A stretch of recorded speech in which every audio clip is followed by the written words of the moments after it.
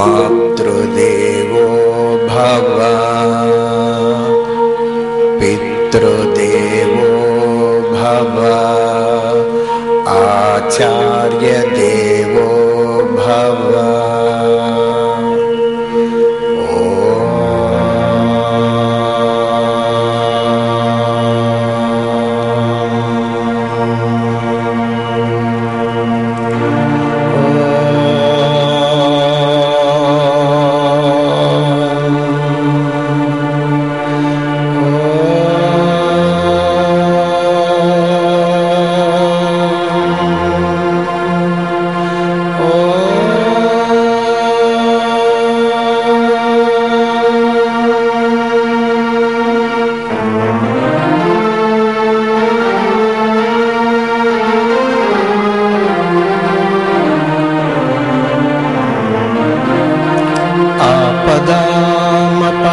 ఆపదామపహర్తారం దాతారం సర్వసంపదా లోకాభిరామం శ్రీరామం భూయో భూయో నమామ్యహం.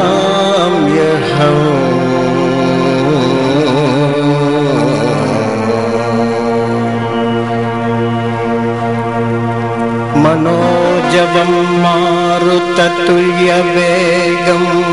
జితేంద్రియం బుద్ధిమతాం వరిష్ఠం వాతాత్మజం వానరయూథముఖ్యం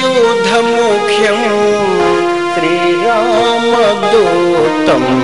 శిరసా నమామి. హనుమాన్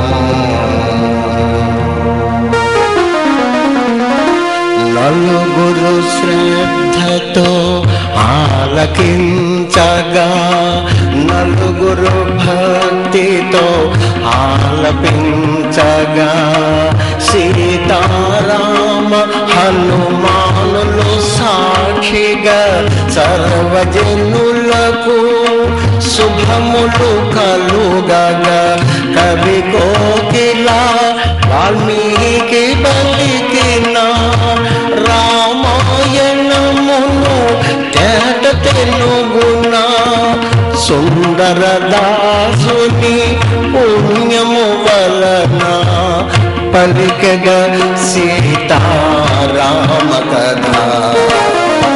శ్రీ హనుమాను గురుదేవుడు నాయక పలికిన సీతారామ కథ నే పలికగా సీతారామ కథ. సుందరకాండ. రామాయణంలో సుందరకాండ అతి మహత్తరమైనది, శక్తివంతమైనది. వాల్మీకి సంస్కృతంలో రచించిన సుందరకాండను తెలుగులో మృదు మధురమైన పదాలతో హృదయాలకు హత్తుకునే రాగాలతో సుందరదాసు ఎంఎస్ రామారావు గారు రచించి గానం చేసి తరించారు. అటువంటి ఆ సుందరకాండను ఈ సాధకుడు గురుదేవుల ఆంజనేయ స్వామి దయతో ఎంఎస్ రామారావు గారి ఆశీస్సులతో మీ ముందుకు తీసుకొచ్చే ప్రయత్నం చేస్తున్నాడు. సీతమ్మను వెతుక్కోదు వానర వీరులందరూ నలుదిక్కులకు వెళ్లారు.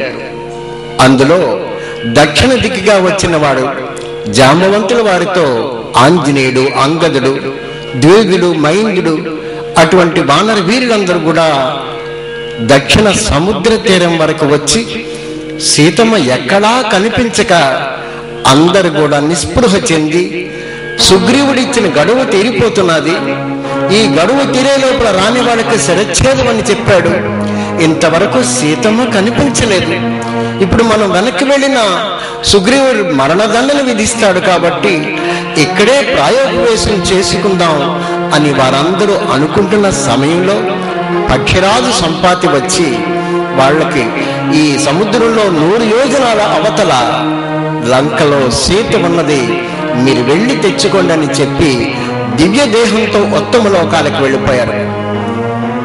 100 యోజనాల సముద్రం అవతల లంకలో సీతమ్మ ఉన్నదా? రామయ్య తండ్రి నన్ను నమ్మి నాకు తన అంగుళీయం ఇచ్చారు, ఏమీ చేయలేని పరిస్థితిలో ఉన్నానని హనుమ కొద్దిగా దూరంగా వెళ్ళి విచారంలో మునిగిపోయాడు. జాంబవంతుల వారు పక్షిరాజు సంపాతి మాట విని ఇక్కడ ఉన్న వానర వీరుల్లో 100 యోజనాలు ఎవరు వెళ్ళి సీతమ్మను వెతికి తిరిగి వస్తారని చూస్తుండగా హనుమంతుడు కొద్దిగా దూరంలో విచారంతో కూర్చుని ఉన్నట్టు కనబడి జాంబవంతుల వారు హనుమ దగ్గరికి వెళ్ళి, నాయన హనుమ, లేనాయన, లేచి నువ్వు బయలుదేరి వెళ్ళు, ఈ 100 యోజనాల సముద్రాన్ని నీవు మాత్రమే దాటగలవు, ఎందుచేతనంటే నువ్వు పుట్టగానే 2000 యోజనాల దూరంలో సూర్యుడిని పండు అని భ్రమించి అది మింగడానికి నువ్వు వెళ్ళావు. దేవేంద్రుడు వజ్రాయుధంతో నీ మూతి మీద కొడితే ఒక పర్వతం మీద నువ్వు పడిపోతే నీ తండ్రి వాయుదేవుడికి కోపం వచ్చి నిన్ను ఒక గుహలోకి తీసుకుని వెళ్ళి ఈ దేవతలందరి మీద కోపంతో వాయుగమనాన్ని బంధించి వేశారు. అన్ని లోకాల్లో ఉన్న ప్రాణకోటులన్నీ కిటకిటలాడుతుంటే దేవతలందరూ దిగి వచ్చి అందరూ నీకు వరాలిచ్చి నీ తండ్రి వాయుదేవుడిని శాంతింపజేశారు. అప్పుడు వాయుదేవుడు వాయుగమనాన్ని మళ్ళీ వదిలాడు. నాయన, ఆ విధంగా చిన్నప్పుడే అందరి దేవతల వరాలు పొందిన నీవు చిలిపి చేష్టలతో మునులకు చిరాకు తెప్పించేసరికి వాళ్ళు నీకు ఒక శాపం ఇచ్చారు, నీ శక్తి నీకు తెలియకుండా పోవాలని. వారే చెప్పారు, ఎవరైనా నీ శక్తి గురించి నీకు తెలియజేస్తే మళ్ళీ నీ శక్తి నీకు వచ్చి నువ్వు మామూలు అయిపోతావని చెప్పారు. కాబట్టి హనుమ ఆ శాపం గురించి చెప్పిన నేనే ఆ శాప విమోచన విషయం కూడా చెప్పాను. ఇప్పుడు నువ్వు సర్వశక్తి సమర్థుడు, నువ్వు ఏదైనా చేయగలవు. లే నాయన, నువ్వు వెళ్ళు, బయలుదేరి వెళ్ళు, ఈ 100 యోజనాల సముద్రాన్ని దాటి అవతలికి వెళ్ళి సీతమ్మను చూసిరా. నువ్వు వచ్చేటంత వరకు కూడా మేమందరం కూడా ఒంటి కాళ్ళ మీద నిలబడి నీకు జయం చేకూరడం కోసం ప్రార్థన చేస్తుంటాం. లే నాయన, లే అనేసరికి రామయ్య తండ్రి కష్టాలు నేను చూడలేకపోతున్నాను, ఆయన పడుతున్న బాధలు నేను లక్ష్మణుడు ఓదార్చలేకపోతున్నావు అని విచారిస్తున్న నాకు నేను రామకార్యం చేయడానికి నేను తగిన వాడిని, నాకు ఆ అవకాశం ఉంది, ఆ అదృష్టం ఉందని మీరు చెబుతున్నారు, నిజమేనా అని చెప్పేసరికి అవునుమా, నువ్వే వెళ్ళు మమ్మల్ని అందరినీ రక్షించు అనగానే హనుమ ఆనందంతో ఒక్కసారిగా పెరిగిపోయారు. హనుమ ఎవరైనా పొగుడుతుంటే హనుమ పెరిగిపోతారు. ఆ విధంగా పెరిగిపోయిన హనుమ ఆ చుట్టుపక్కల ఉన్న పర్వతాలలో మహేంద్రగిరి పర్వతం అతి పెద్దైనది, ఎత్తైనది. ఆ మహేంద్రగిరి పర్వతం మీద హనుమ ఎక్కి నిలబడేసరికి ఒక మామూలు పుట్టు మీద ఒక మామూలు మనిషి నిలబడినట్టుగా ఉంది. ఆ విధంగా ఆ పర్వతం ఎక్కిపోయిన హనుమ ఒక్కొక్క అడుగు వేస్తుంటే ఆ పర్వతాలకున్న గుహద్వారాలు మూసుకుపోయి లోపల ఉన్న విషసర్పాలు కాటి వేస్తుంటే శిలలు కూడా కరిగి వరదల పాలైంది. ఆ పర్వతం మీద మృగాలు, పక్షులు అన్ని కూడా కట్టాలు బెదిరిపోయి పరిగెడుతుంటే విద్యాధరులు భార్యలతో సురాపానం చేస్తున్నారు ఆ పర్వత శిఖరం మీద. వాళ్ళందరూ కూడా ఎక్కడొక్కడ వదిలేసి ఏమిటి ఉత్పాతాలను చూశారు.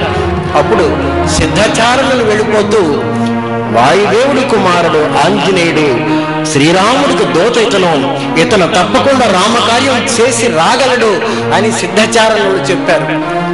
ఇదంతా కూడా యక్ష కిన్నెర కింపురుష గంధర్వులందరూ కూడా ఆ రావణాసురుడి పేరు ఎప్పుడు విరగడవుతుందా అని అందరు కూడా ఎదురు చూస్తున్నారు.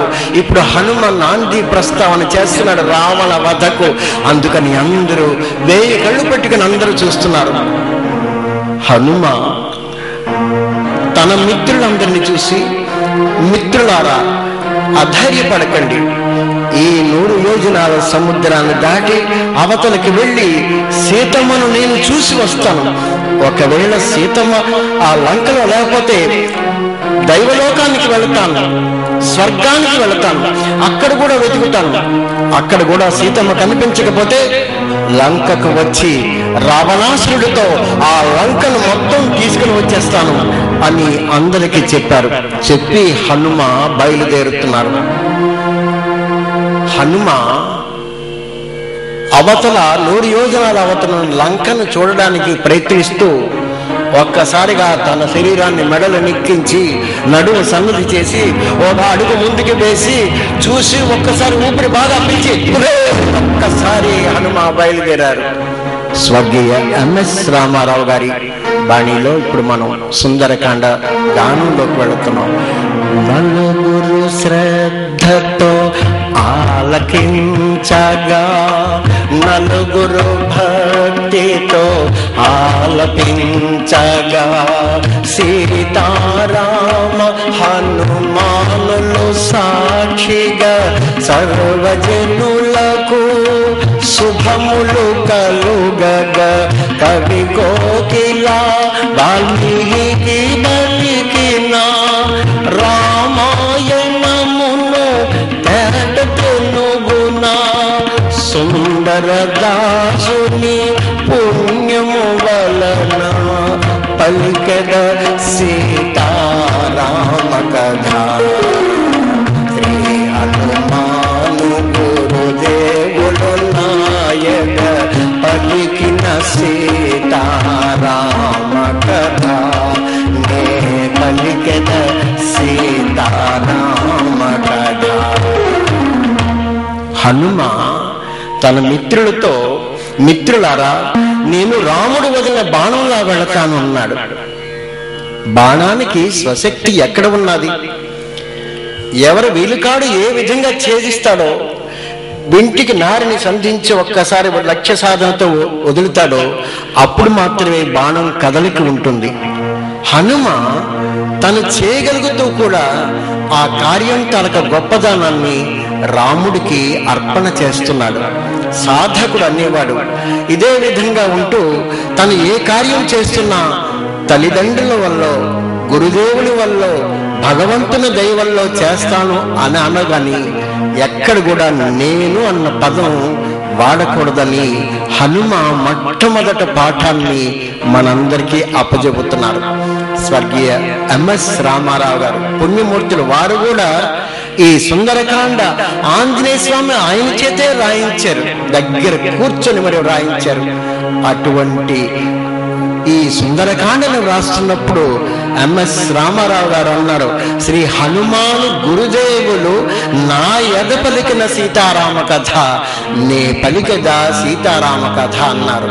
అంటే ఆయన వ్రాస్తూ కూడా ఆంజనేయ స్వామి తన చేత తన గుండెలో పలికించింది తను పలుకుతున్నాను అన్నాడు. కాబట్టి ఈయన కూడా ఆ వారసత్వంలో వెళ్ళినంత వల్ల ఆయన చిరస్థాయిగా చిరంజీవిగా నిలిచిపోయారు.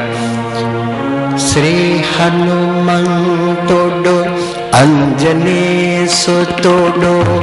అతి బలవంతుడు రామ భక్తుడు, లంకకు పోయి రాగల ధీరుడు, మహిమోపేతుడు, శత్రుకర్షణుడు, రామవతాది వీరులందరును ప్రేరేపింపగా సమ్మతించెను. లంకేశ్వరుడు అపహరించిన జానకి మాత జాడ తెలిసి కన్నా.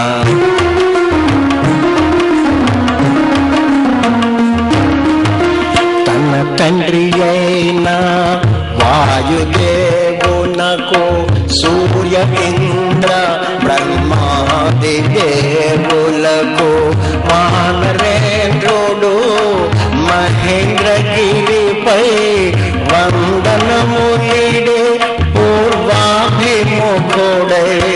రామనామమున పరవశుడయ్యే రోమరోమమున పులకితుడయ్యే కాయము పెంచి గుప్పించి ఎగసే దక్షిణ దిశగా లంక చేరగా